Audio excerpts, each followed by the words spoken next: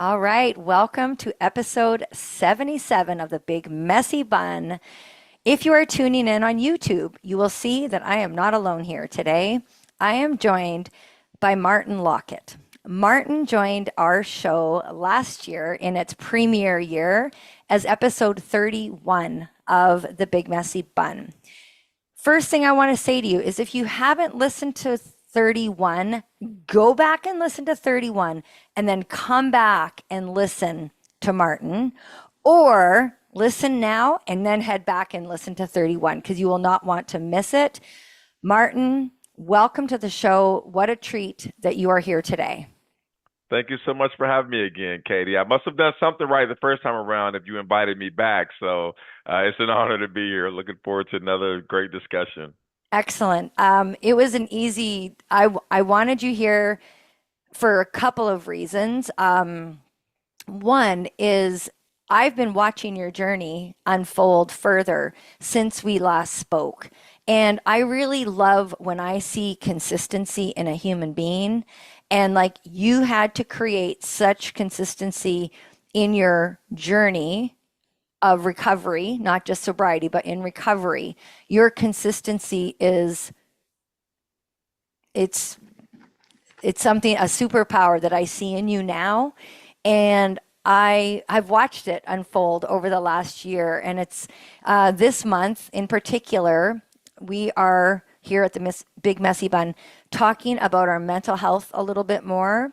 My stepson right now, Martin, is walking and running across Canada. So Martin's from Pennsylvania, right? From Oregon. Oregon. Okay. Yeah. So, were you in Pennsylvania when we Yes. chatted? Okay. Yes. Yes. Okay. I thought so. So in Canada, he's running from British Columbia all the way through Alberta, Saskatchewan, Manitoba, and then into Ontario. And Wow. he's just on day 41 right now as we speak. And he is raising money for the Canadian Mental Health Association.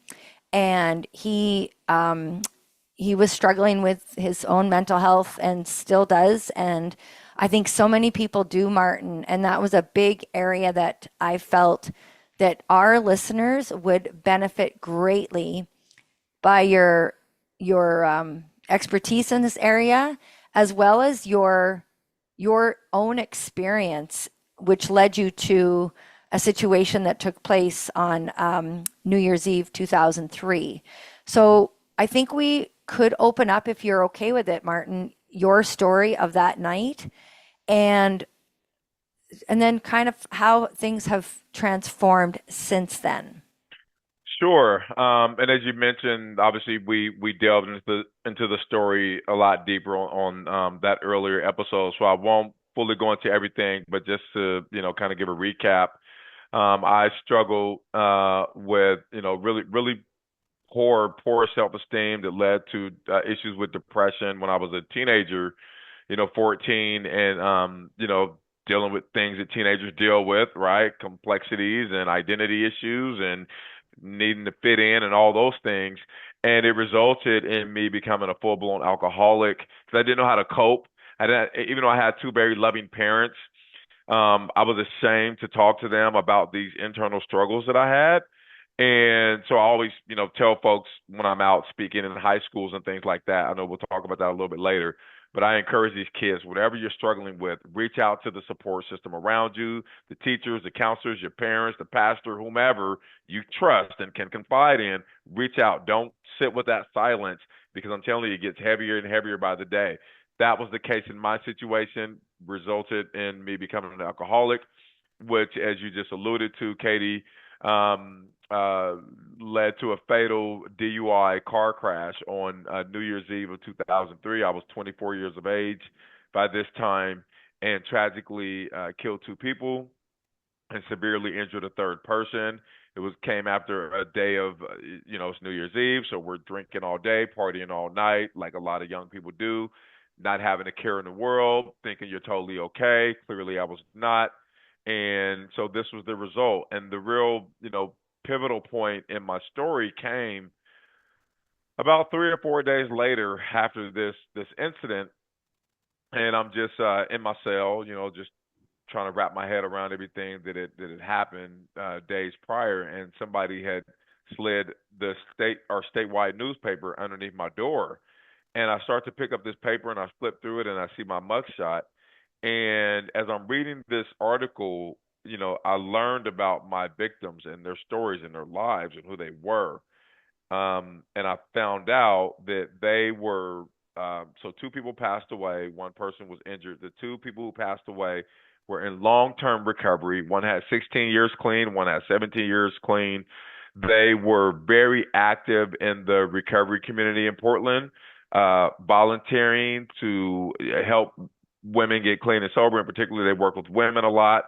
They volunteer with Volunteers of America, which is a historic organization, helps people find, clean and sober housing and things like that. They volunteer with MAD, and they were actually returning home that night from a clean and sober New Year's Eve party, right, when they were struck and killed by a drunk driver. And I remember the columnist, he highlighted the just the sheer irony of that, right? But it was what he said at the end of the article that changed everything for me. And he said, perhaps the person they will have ended up helping the most is the man who's charged with killing them. And it was such a heavy, profound statement that I didn't quite know how to make sense of at the time because, again, I'm 24 years old. I knew that Oregon had really strict sentencing laws around DUI manslaughter. You do what they call a day-for-day sentence where you can't earn any time off for good behavior or, working a job or getting an education. Like you're going to do day for day, whatever they sentence you to, that's what you're going to do. So I ended up taking a plea bargain for 17 and a half years. But during that year that I was, kind of awaiting trial, which I didn't go to trial, I took a plea bargain. But during that time, I just really meditated on that phrase in that newspaper. And I tried to figure out how I was going to apply that to my life and make it make sense for me. And after much, prayer and meditation and just, becoming laser focused on that sentence, I realized that the only way this tragedy will not be in vain is if I carry on these people's legacies. And so I didn't know what that would look like, how that would manifest, how that would show up in my life, but I knew I was dedicated to the cause. And so that led me into the next 17 and a half years, throwing myself into my education. I needed to understand addiction. If I was going to help people who struggle with mental health challenges and substance use issues, I needed to get an education to understand it, right? First, starting with myself and why I made certain choices that I made and how I became an alcoholic when nobody in my family was an alcoholic, except for an uncle who had passed away at the age of 27, but my parents didn't drink. And anyway, so I threw myself into my education. I ended up getting my master's degree in psychology, which was really important for me to understand, like just the stages of psychosocial development, especially that critical identity formation stage that we go through. They say between about 14 and 19 years of age is one of the 8 stages we go through as far as our psychosocial development and how that can go awry if there's not the proper guardrails and things like that from parents and teachers and things like that. And so that made sense to me. And then my undergrad was in sociology, so I was able to understand from kind of a more macro societal standpoint and different factors and political things and things like that go into why I grew up in the environment that I did and how I internalized what I was seeing to affect my self-esteem and my identity as a Black person, all these things, right? And it started to make a lot of sense. So then I poured what I learned educationally and experientially into the young guys coming into the system to kind of mentor them and coach them up and things like that. And then I eventually went through a treatment program, drug and alcohol program in the prison setting. It was about a six and a half month program, 5 days a week, where I was really able to understand the language behind addiction and recovery and understanding mental health from a deeper perspective. And then I graduated that program, and then I worked as a mentor, officially a mentor, to get the clinical hours necessary to get certified as a substance abuse counselor, because I felt that was a way I was going to honor my victims, right, by helping people with substance abuse and mental health challenges, and being a counselor to do that, right? And so I did that, and then started telling my story and things like that. So then once I got out in 2021, I initially got a job as a call counselor, taking calls on the Just one um second. okay. Danica, I'm recording a podcast. I'll phone you later. Sorry, that was my daughter. I'm so sorry. I have No my worries. kids on emergency dial. Only my kids can call me through my phone, and I forgot. I usually tell them when I'm recording, Martin, I'm so No sorry. worries. No I hope worries. she's not having an emergency. I know, right? I hope she's okay. You should know she would call me back. But Okay. sorry about that. That's okay. So I'll just pick up. So I initially got a job as a call counselor, taking calls on the 988 suicide crisis line, and which I know we'll talk more about. And I did that for a couple years, and then I would also take calls on the drug and alcohol helpline. And then 2 years into that role, late 2023, I then got promoted to what I do now, which is I am the director of equity and cultural engagement at this mental health, substance abuse, suicide prevention agency out of Portland, Oregon. And part of that work includes we go into primarily communities of color and marginalized communities. We go into prisons now as well to do trainings, culturally specific trainings around mental health and substance abuse and suicide prevention. We go into the prisons to train mentors and things like that. And then we just recently, I'm so excited, we started a program in the correctional setting to enable a lot more people to get their full substance abuse counseling credential in the state of Oregon. Because when I did mine, I had the financial resources. I happened to get transferred to one of the rare prisons that had a program where you can go through. And so I didn't want there just to be like you had to be in a privileged position, so to speak, to have an opportunity to get credentialed. So we expanded that. We now have a full-fledged program, and we're expanding it. And we're just so excited about getting more folks credentialed who are in recovery, and then adding some diversity to the field once they get released and start working as counselors. So, in a nutshell, that's my story, and happy to delve into anything we need to kind of flesh that out. Oh, I love this. Like I said, any listeners, go back and listen to the full episode 31. But for today, we're going to put Martin in the hot seat because I don't have the answers that I think our listeners are really wanting to hear and learn from you here today. So as I said, my stepson is running across the country, and we spoke briefly on the Big Messy Bun a couple of episodes ago, and then he's going to be coming on again. But in the meantime, he's just a little bit burnt out. I mean, he's running pretty much a marathon a day, some days even more. And so I did an episode just last week about not fearing change, and that we need to find forgiveness in our past selves in order to move forward. Because if we stay stuck in the what happened, what we caused, what we were victim of, whatever that might look like, we then stay in a prison of our lives, and we stay in that place of no change. And this could be our mental health. This could be people's physical health, like how they're feeling day to day.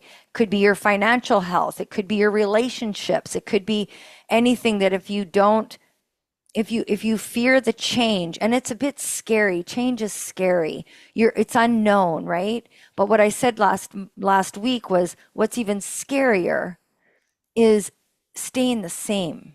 Like Hmm. Martin, if you went to prison in the year you went to prison and didn't change a thing, you would have been released 17 years later, hooked up with the buddies, and started that life. And who knows where that would have taken. And I think we get stuck in like psychological prisons of our lives where you served actual time in a brick and mortar prison, whereas I think people stay prisoner in their own minds. And so for today, I wanted to talk to you. First question I have for you is if we have parents out there, like you said, you had two parents that cared and they put you in sports and you had a quote unquote pretty healthy upbringing, and yet you were a 14-year-old and feeling like you didn't fit in with this group of people and you didn't fit in with this group of people and you kept trying to fit in however you could. And I remember when you shared in episode one, or sorry, episode 31, our episode one, that when you took that first sip and that social lubricant that alcohol does. And I think so many people have depression, have mental health problems, have life problems, financial problems, relationship, and they lubricate, they self, whatever that's called, self lubricate. I also talk about lube on Self-medicate. this show, so we got to Yeah. be careful. But I think I think self-medicate is what you're looking for. yes, that's the word. That's Yes. the word. Oh my God, I am blushing now. But anyway, but the social lubricant that alcohol did for you at 14, all of a sudden you felt like you could talk to girls and feel more, a little bit more of yourself, right? And Hmm. meanwhile, you were moving further and further away from ourselves. Hmm. And so I did come with a few questions. And so today, if we have parents that are like worried about their kid, maybe they've got a teenager or 20 something, maybe we have some listeners that their children have some real serious mental health. How would we help those the caregivers love on their person without burning out? Hmm. And how could they open up the dialogue if there's no dialogue currently? Yeah, that's a good question. And I don't listen, I don't pretend to be an expert in all things mental health, but I do know that it's absolutely critical, I think, to kind of lay the groundwork when it comes to young people, especially pre-adolescents, adolescents, to always like reinforce the notion that it is okay to come to me when something feels off, right? If you just can't make sense of why you're feeling a certain way and it's not going away, because a lot, we think, especially as young people, 15, 16, 17, we know the stigma that we contend with. But I think people just think they're going to shake it off at some point. I'm kind of in this funk, even adults, right? Oh, I'm just in this funk. And because frankly, a lot of it is a lack of awareness. They don't even know that they're struggling with an actual diagnosable mental health challenge. They just woke up on the wrong side of the bed, and they'll snap out of it, right? And so I think it's absolutely critical for young or for parents to instill that in their kids as early as you need to, that hey, it's okay if you're not feeling okay. These things happen. But please come talk to me about it so we can figure out how to best help you, right? I always want you to be in the best possible health that you can be in, and that includes your mental health, not just your physical health, right? You will come to me if you have this ache in your body and say, "Mommy, Daddy, what's wrong? I'm hurting," right? Yeah. You fall down and skin your knee or whatever the case. So let them know it's just as important if in their head, right, they're not feeling well, to come to you and talk about that. I think it's always important as well to always be challenging the stigma around mental health. And so, like, I love my organization. So we have a youth line. So strictly, so young people, when they get out of high school, they come down to our office and they volunteer on this crisis line for youth, because we know a lot of young people are much more apt to talk to another young person about what's going on, especially like relationship issues or peer pressure or whatever the case. They'll talk to another young person about it, especially young people who have gone through similar things, right?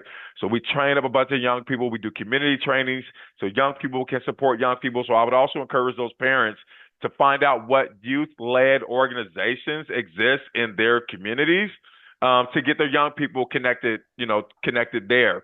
We know that like the antidote for youth, for poor mental health for youth, is for youth to feel connected, right? And especially when you have youth of color, for them to have a strong cultural identity, right? Mhm. That these are things I didn't have. I was wandering through the world aimlessly as a black kid trying to figure out his way. And we talked about in the other episode how I Yeah. had two sets of friends and was navigating between both worlds and not feeling that I really belonged in either one. So those are some of the things I would encourage parents. And then lastly, I would say, your kid. So pay attention to their behavior. Listen, I was drinking right under my parents' noses, but and I was starting to smoke weed and all and hang out with, not the greatest. My parents, I love my parents. They're both deceased. I would never cast an aspersion on them, but I think they could have been a little more vigilant, if I'm being honest with you. Yeah, And had they taken notice more to my behavior and my twin brothers as well, and intervened, right? And then I think some things could have certainly been different. So those are kind of the three things that are top of mind that parents can do to be proactive in preventing their kids from going down that slippery slope of not just suffering from poor mental health, but then following that up with because kids are going to find a way to cope one way or the other, and 100%. and usually it's not going to be in the healthiest way if those things haven't been instilled in them. How about this one? I have a few friends, some close to me, some that I know kind of on the internet, like social media. And do you have any tips or how people that are, I'll use my own family actually as an example. So Martin, my oldest brother, he passed away since we spoke. I'm so sorry. Yeah, he passed away from just he had many years where he was just very hard on his body, and he had a lot of mental health issues his whole life, and he also well, when he passed away, he was over 25 years clean and sober. Like he did God's work. Like it was incredible what I learned about my brother after his passing. I'm going to take you back though, like growing up, my brother was very troubled, and there was a lot of all the energy kind of went to him. So like the rest of us just kind of like slid by the rails. But my parents, okay, were so burnt out. Like my dad ended up dying really young, like in his 50s. And so caregivers is what I want to get at. Caregivers that are burnt out, that are tired. What can our message be to the caregivers of, and this could be someone with mental health, or if you're taking care of aging parents, like if you just feel like you're not taking care of yourself, do you have any words of wisdom there that could really help? Yeah. So first of all, for all of us who are in kind of service-oriented work, we are not effective unless we take care of ourselves. Like any training that we do around mental health or suicide prevention, we always reiterate, like, just a million times, like self-care, self-care, self-care. You can't be effective at helping anybody else unless you, and I know it sounds cliche, but I mean, it's absolutely vital, right? I have a robust self-care plan that I tap into on a regular basis to ensure that I can show up at full capacity to do this work. And guess what? If I wake up one day and I'm only operating at 50%, then I know I can only do so much to help other people that day. So that self-awareness and knowing what I have to give is absolutely critical.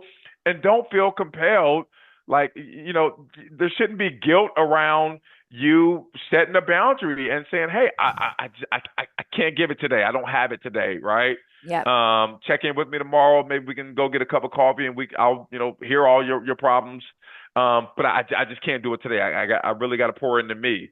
And that's frankly that's the responsible thing for you as a person and taking care of your health, but also for them, right? I mean, if they need something from you that you don't have to give, then that could lead to a bad exchange. You could be short with them. You could say something, offhand, and then Yep. and now you fractured that relationship. So it helps everybody if you're operating at the capacity you need to be able to show up in that space. But you have to be, aware of what you have to give in any moment's notice. I would also say that you know, especially it's a different dynamic. So like when it comes to parents versus those of us who are in, an otherwise caregiving role, but I know parents, and I'm not a parent, so I can't speak from experience, but I know that like that overwhelming love for your child where you would do anything to protect them and not see them out there, at the world's mercy, like that has also meant that there's not really any boundaries in that situation. And the person who say is, addicted to drugs, right? And they have been for 25 years, and they Yeah. know they can always come and get a hot meal or come get money from mom or whatever the case. And that has become, frankly, an abusive relationship, right? Yeah. Um, and there's enabling going on, even though the parent is like, well, I'm not going to just leave my kid out there with nothing to eat and no clean clothes. And so I'm giving them money, even though I know they're likely going to go use it to buy drugs and things like that. So I would encourage those folks, number one, get tapped in with a support system. So here we have Al-Anon. I don't know if they have it. Yeah. They do Okay, so have that here.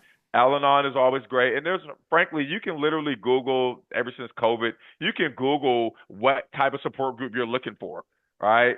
So it doesn't have to be Al-Anon in particular, but I would connect with other people who get it because you're going to learn things from them, right? Things that they did, boundaries that they set, a routine that worked where they could still support and love their child or spouse or whomever, or sister, Yeah. brother, love them, but also protect themselves with the necessary boundaries. Yeah. And that's going to look different from family to family, from situation to situation. But there should be boundaries there that protect you, and then also allow you to, feel good about, how you're supporting your person, maybe a little bit from afar. Yeah.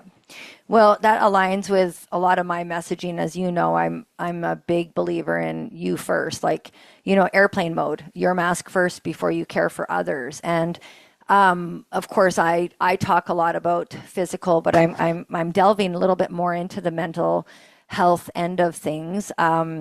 Personally, I've kind of like worked my way out through so many traumas in my life, like, like things that were going awry. I would just have a workout, reset, have a workout, reset, which is okay. It's not a bad thing. It's a way better outlet than drinking and just doing drugs and ignoring situations that way.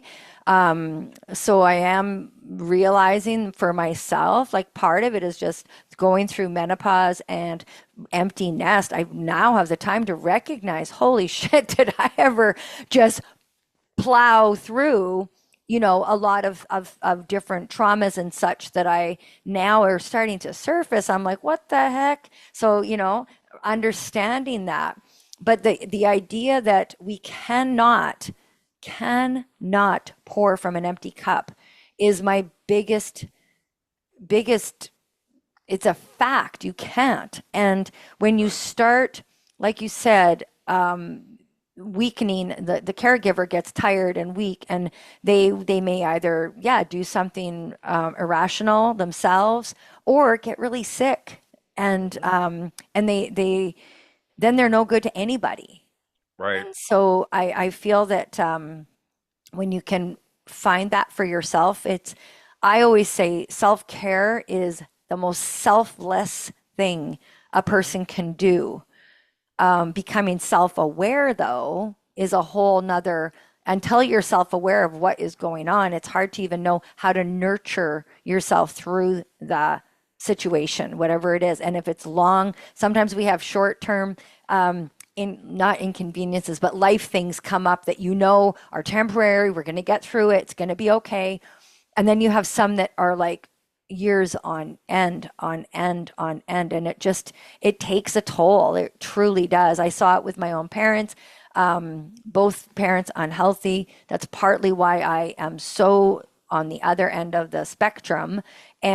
But now I do know that even my own mental health has been like kind of a little bit cracked open in the last years or so since becoming an empty nester. Like you spend more time alone and you're like, oh wow, I got a lot of thoughts rolling around in this noodle here that I gotta, figure out for myself. But so those are some really great tips. Now, as a person out there that might be listening to this, let's say we have an adult listener that's struggling with their own situation. Any tips there that could, like you mentioned, a young one, like confiding in somebody. I'm guessing the same rules kind of apply. Like, Yeah. So, I'm always adamant. Like when I go out and do trainings, I always like to start by sharing a little bit of my own story, just to kind of show that vulnerability. To say, look, I stand before you here today. I'm educated, I'm experienced, and I've got all these accolades. But like, I'm also a person who struggled, right? Struggled mightily, and the reason why I struggled, um, in large part is because I kept what was happening to myself.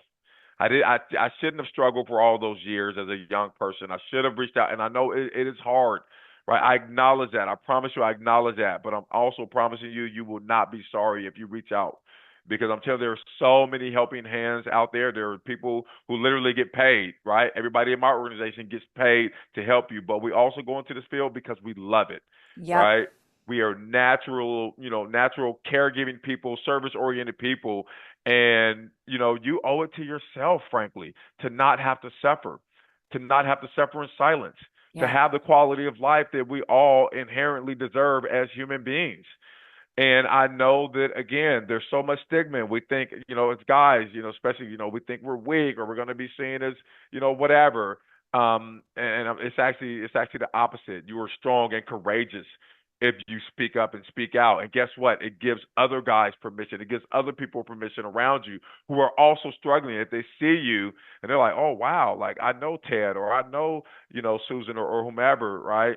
And they see that you were courageous enough to speak up, then they're like, well, maybe I should say something too, right? We have to like just create a different culture around mental health as a community. It starts within our households, no doubt. Yep. Starts as individuals, and then our households, and then our neighborhoods and communities and society. But we kind of be that example and be that leader and step out there. And I'm telling you, it'll change your life for the Yep. better, because there's a lot of good people out there that'd be more than happy to receive you and help you.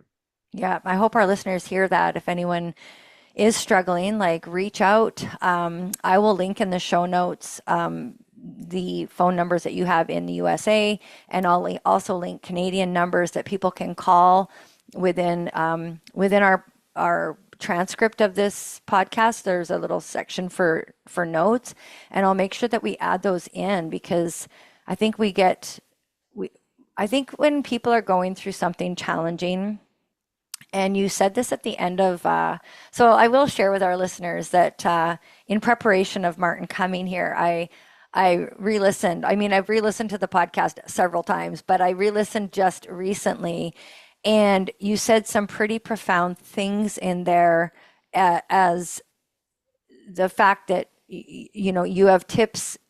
You shared tips in there, even how to, for a person that's, say, wanting to take that first step in acknowledging that they have an addiction problem, that you learned that sobriety and recovery were like two different things. And Hmm. I would love if you would just share a little bit. We talk about it briefly in the first episode, so if you could just dive a little deeper, because I want to ask one. Well, I'm going to tag on a question, or another little nugget to this, that it might not even just be drugs or alcohol. Like, people could be addicted to porn, they could be addicted to shopping, they could be addicted to neglecting their health, they could be addicted to just anything, Gambling, like sugar, gambling, right? Like even exercise for that even matter, exercise, right? right? So when a person enters like sobriety, like quitting their thing, okay, like whatever their thing. Let's say they're a gambler. They quit gambling on their own. Okay, I'm not going. But if you don't go through the recovery process, the chances of relapsing are much greater. Hmm. And if you could, for the listeners, because I would love to hear how that hit you and what you did to be in recovery. Like, what was that like for you? Yeah. So I so we talked about it. I think pretty sure we talked about it. My first 12 years of incarceration, I had not had a sip of alcohol. Obviously, I assumed I was in recovery. I haven't drank, so what's the difference? Well, it wasn't until I went into that substance abuse treatment program where I learned the difference between sobriety and recovery. So sobriety is that, you hear in AA, we say a dry drunk, right? It's just somebody who hasn't drank, but they still haven't done the work on themselves to, really get to a place of recovery. And so, sobriety is just not having the substance or the gambling or whatever it is you're addicted to or you've had problems with. Whereas recovery is really like this overhaul of like every aspect of your life or many of the aspects that need change. And I kind of, I learned the biopsychosocial spiritual model to kind of build out my recovery plan, right? So biologically, so the bio part is biologically in my addiction, right? I was putting chemicals into my body. I was not getting adequate sleep. I was not, exercising. I was harming myself physically. So if I'm going to be in recovery, I have to just, I can't just, take away the alcohol and think I'm good. Like I have to address all these other parts of my biological self. I need to start drinking more water. I need to go for walks. I need to, exercise. I need to get 8 hours of sleep, right? I need to not put chemicals in my body and things. So there's really this concerted effort, right, to take care of my biological health. Psychologically, when I was in my addiction, well, clearly, I was trying to suppress a bunch of, hard feelings that I suppressed and didn't talk about and things like that. So if I'm going to be in recovery, I need to do the opposite. I need to go to support groups. I need to talk to my support system. If you're in AA, get a sponsor or, talk to your neighbor if you feel like you can confide in them, right? But having that outlet to deal with psychological issues, if you have mental health challenges, go through the assessments and see if there's a diagnosis that needs to be made. Maybe there's medication that, or other forms of therapy, right, to help with your psyche. Socially, in my addiction, I was not hanging out with the right people. I did not know what a boundary was if it slapped me in the face, right? So in my recovery, I need to be mindful and cognizant about who I'm hanging around because, birds of a feather flock together, right? Mm-hmm. And then also to understand healthy boundaries and to employ the boundaries, not just with friends, but with family and coworkers and all the people, right? And then spiritually, in my addiction, well, there was no spiritual. I was spiritually bankrupt, right? There was nothing Yep. there. So I have to be, intentional about that in my recovery to have a spiritual plan. I have a higher power, and whatever that looks like for you, obviously that's an individual thing, but you shouldn't be devoid of some spiritual element that you're practicing, right? And so that's what my recovery looked like. And I start to build out that plan. And you really want to have as many anchors, right, across those four domains, if you will, so that if you start to fall off from the gym or you stop going to meetings or like there's all these other anchors there to keep you rooted in your recovery. I see so many people they'll put all of their recovery eggs into one basket, right? I'm just going to go to church 7 days a week and pray and that's it, right? Well, something happens at church and then like you no longer have that outlet, then where does that leave you? Right? Or I'm just going to go to these AA meetings. That's all I'm going to do. You need to be aware of how many anchors you have across those four sets of things, four aspects of your life, and make sure that you're practicing them on a pretty regular basis. I love that you use the term anchors. I think that's fantastic, and I use the words community a lot in my messaging, and you're right. Like I have different anchors for different. Like, do you ever listen to Les Brown? I don't know if you ever listen to Les Oh, it Brown. sounds He's so familiar. I've Oh my I've gosh, I've he's like, heard the name. gosh, he's in his 80s now, but he has this one lick that he does on YouTube. It's probably as old as you. But he says, I got the buddies I can laugh with, those are my laughing friends, and I got my church friends and I got my business friends, and it's kind of like that, having those different, like he knew where he could go. Like I have certain friends that if I just need a good old laugh, like I know I can count on you. If I need to go talk a little bit more about my health, I know who I can call up. I know if I'm feeling really emotional, there's certain people that I can reach out to in that aspect as well. But I like that you used that term because, and you're right, like for you, the whole biopsychosocial is also what I teach when I'm helping people create health programs for themselves because it's a whole lot going on. It's not just it's not just go to the gym. It's not Right. just eat a vegetable. It's not just pray. It's like a whole lot of everything. It's all Right. encompassing. And it is, and you use the word practice. Hmm. And I like that too, because practice is something you do regularly. It's a practice. It's not a finish. It's not a job. It's a practice, meaning you do it regularly over and over. You recommit to yourself. One of our listeners of the Big Messy Bun and one of my participants from my workout classes, she just shared on social media just before we met on here. And I didn't get a chance to message her and say, hey, can I say her name? So I'm not going to say her name because I don't need to. But she shared that it was from the big book, I think. And it was, I can't remember what section, but it was about one day at a time. And it said something along the lines, of course, I want to go a lifetime without having alcohol. But if I focus on the lifetime of it, it's insurmountable. It's too much. So we just go with one day at a time.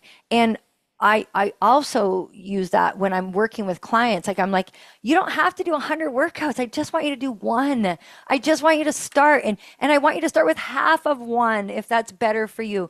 And then I want you to come back tomorrow and do another half of one and another half of one. And I want you to start to drink one glass of water or whatever the thing is. And I think people in general, we look at the mountain and we need to start looking at the gravel on the ground, those rocks that you are walking on, and start there. Just Right. start there because it is, it, if you imagine when you went to prison, if you knew you had to do this for your whole life, you might have been like, this is too much. But you just Right. started with one day at a time. And now you're living this life of service. And I know for me in my career as well, Martin, like I'm celebrating my 36th year of teaching fitness. I've Wow. never not taught some form of exercise, and it's part of, as you get paid, I get paid, but we also love it. Like it's Right. part of our being doing what we do. And so when you operate from a place of service versus obligation or punishment, I think that's when a flip can start to take place to give people that the long term that we're experiencing in each of our own journeys, right? Absolutely, 1,000%. I tell people all the time, I would do what I'm doing for free, except I have bills, right? So I do the check.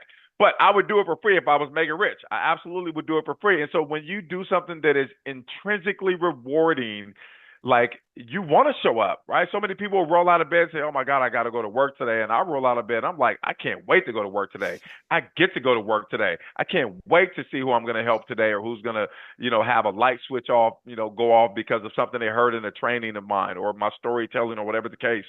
And so, yes, I'm writing my third book. It'll be out this fall. I'm so excited. It's called Tragedies Transformed. I think you actually saw the cover, which is kind of what prompted this. Yeah.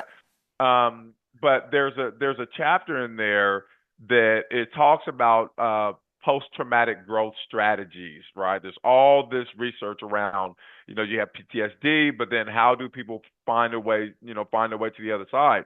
And one of the post-traumatic growth strategies is to employ a level of rumination, right? When you kind of fixate on something, but not like fixating on, oh my God, I can't believe how terrible it is. This sucks. My life is, crap. But rather ruminating on how can I possibly turn what I am going through into something purposeful, into something meaningful? How can I use this to help other people? Because I can tell you, anytime we find our purpose as human beings, it's usually going to involve helping other people in some way.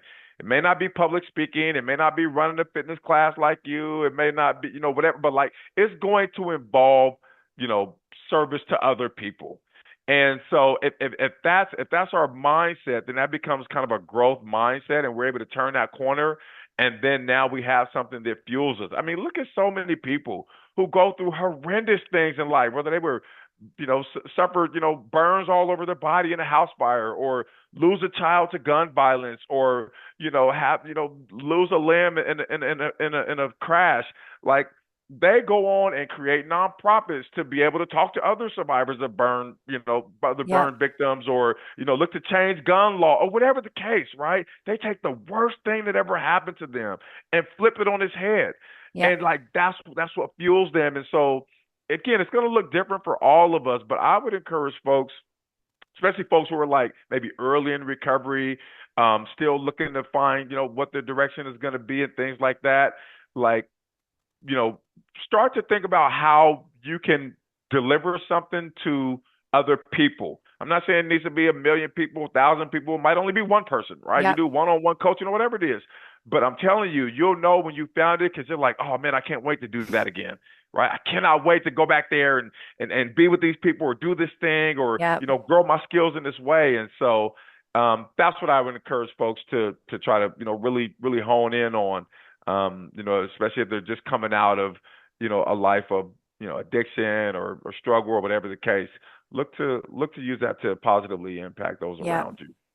So, one more thing that I'm gonna, I just want to make sure. Oh, one more thing I have to tell you. So, I listened to our episode 31, and you shared in episode 31 that you learned to swim at age 43. Hmm. Guess who learned last summer at 54? No way! Yes. Oh my good. Well, So congratulations. listen, Martin, I fake swammed my entire life. Like just went like kind of treaded water and Okay. I would go underwater, hold my nose. And so yeah, so my lover has a backyard and a pool. And when I first, was going over there and they're in the pool and everyone's just like putting their face in the water. And at first I think they thought I was too like don't want my hair to get messy. I'm like, no, literally, I'll drown. Like I don't know how to put my head in the water. So he and his nephew taught me how to swim last year. Wow, that And is I'm so excited awesome. to share that one with you because when I listened to that, I was like, oh my gosh, I learned to swim. And I think it's good that people try things. Like I could have just continued to fake swam and been okay and just avoided water at all costs. And I decided to just do it. And I think for people to find, this also ties into um, another area that we talked about was we talked at the end of the podcast about people that are in recovery or they're working on their sobriety. Maybe they're on day 10 of not drinking or whatever it is, and they think their life will be boring. And we are here to tell you it is far from it. Right. So far from it. Yep. Like, it's such like the stuff you've done, the stuff I do, and I'll tell you what's really cool is like when you just said like you're like you look forward to Monday, like work day, right? Like I am the same way. I get to work and I go and I get often accused. They think I've done something, drugs or alcohol before because I've got good energy and like I do work in a retirement home. So some of them just are like, were you drinking all day? And I'm like, oh, and how do you tell them? No, I haven't drank in 6 years. But anyways, here we are. Like, I Right. just say, no, no. But I did like a tip that you shared at the end of episode 1, which I'm going to share with you that you said. And it's something I did, and I didn't realize until we listened to that, until I re-listened today, that I've always done that when I go to a party or go to something social. I always make sure I have a drink in my hand. Hmm. Because if you got something in your hand, people are less likely to push you. So that's a tip that if you are, summer's coming and summer is bonfires and beers and all the things. And my partner, he drinks and Hmm. whatnot, but like I don't, and he doesn't push it. Last year, though, one of his friends kind of challenged me a little bit, and I was like, I was like, I can't believe this. Like we're in our 50s and you're actually like you're asking me why? Like, are you kidding me? Like I don't say to people like, why don't you train with me? Why don't you do this or that? But there's something about drinking that people they want to know why and Right. Yeah, well, I mean, because it's so ingrained in our culture, in our society. I mean, it's everywhere. So they assume, especially, I mean, I hear a lot of women say that people assume that people think they're pregnant if they don't drink, right? Like I can't just decide for myself. I don't want to drink. Like I have to be yeah, pregnant, right? Like people are like, what's wrong with you? You don't drink? Like why not? Like something must be wrong with you. And yeah, so it's so pervasive. And I mean, we're certainly not here to judge anybody who's drinking. My no, concern is for people who have a problem with drinking, who don't have a healthy relationship with alcohol, and who are, afraid to reach out or to admit that. Like those are the people that I'm looking to, and I would tell people who are judging people who don't drink, you need to go get a life because yeah. You it's need to none of your stop business. that. None of your business why somebody doesn't drink or whatever the case. Like, just go do you. But Yeah. you know. Yeah. So you shared that, and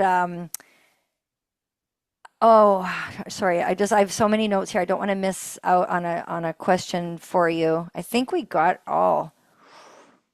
Um, oh, one. I want to let you wrap up on something you did share at the end, and the fact that we cannot change our pasts.